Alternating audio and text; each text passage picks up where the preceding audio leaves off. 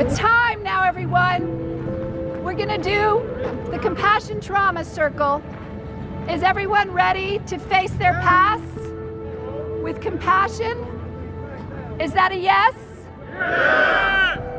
While you were growing up, during your first 18 years of life, if a parent or other adult in the household often or very often would swear at you, insult you, put you down, or humiliate you, step inside the circle.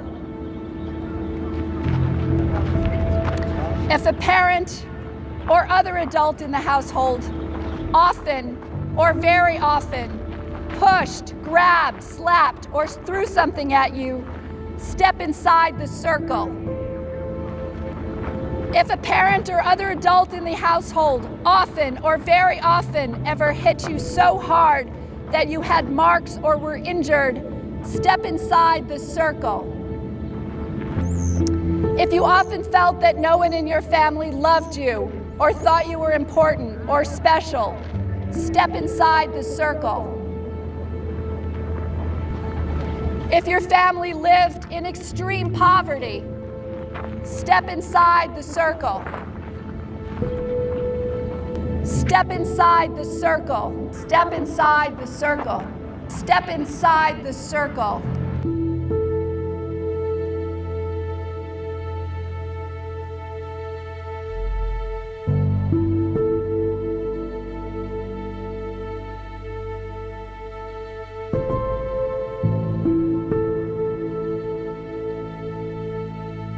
There is no shame. There is no shame. There is no shame. I'm so good. Good to see you. How are you? I'm blessed. Amen. Yes.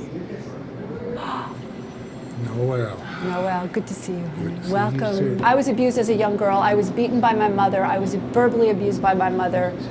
I was sexually abused by another man. My father was an alcoholic. My mother was a rageaholic. I've driven drunk. I've sold drugs. I was a juvenile delinquent. Probably my story is similar to most of your stories in here. I'm white and I'm female and nothing happened to me. So, I got a get out of jail free card. And so I'm here now because I see myself in every one of you. I'm a traumatized child, raised by a traumatized child. My mother was traumatized as well as her parents. Like he said, we wasn't born in the world of being evil people. My mother didn't want me.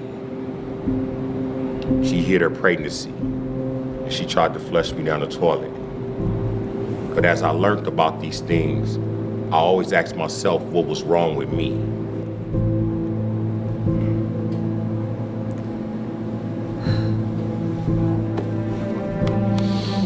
When I come to the circle and I see everybody else and she's reading off the questions and people stepping in further, and I look at my childhood and I'm like, a lot of these people in this yard are just like me. There was one step I should have taken that I didn't take, and I saw some of my brothers and my friends take that step, and I felt like such a coward. I wasn't brave enough to be there with them when they took that step. And every round after that, I took the most difficult step. Our traumas kept us separated. We were all on the circumference, all standing apart. But once we began to acknowledge our traumas publicly, it brought us all closer together. In prison, you're not supposed to show your weaknesses in prison, though.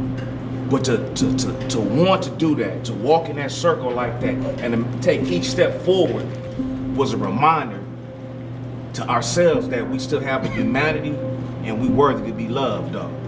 Most people on the outside don't understand that we want to change so we can re-enter society better than what we left it. And I think one of the things that when you was yelling that no shame and you had us yelling it out, it was freeing us too. And it was a point to where when I was looking at that and we was all looking at it in a circle, you can hear that echo, no shame. Yes. And that was very powerful, especially coming from a little lady like you. I'm 76 years old. I've seen a lot. I don't like talking. I like to meet people that understand what's happening without words, and you one of them. Today has been one of the best days I had in my whole entire life since I've been out of these 40 years.